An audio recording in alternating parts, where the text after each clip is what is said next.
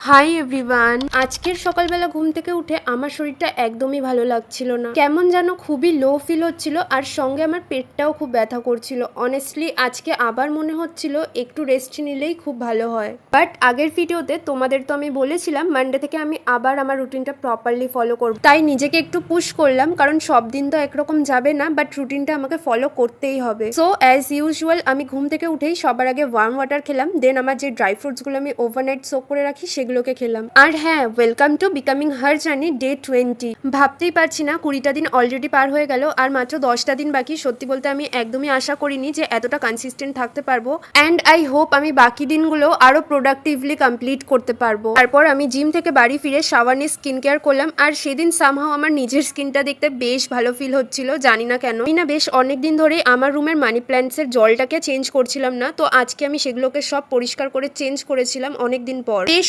অনেকদিন পর আজকে আমি বানিয়েছিলাম অনেকগুলো ভেজিটেবল দিয়ে চাউমিন, অ্যান্ড সারপ্রাইজিংলি অনেক টেস্টি হয়েছিল এটা খেতে। আর আজকের দিনটাও শেষ করলাম নিজের ওয়াটারটাকে ফিনিশ করে, পরের দিনের জন্য ড্রাই ফ্রুটসগুলো সোক করে রাখলাম। So that's it for day 20। See you tomorrow. Tata by.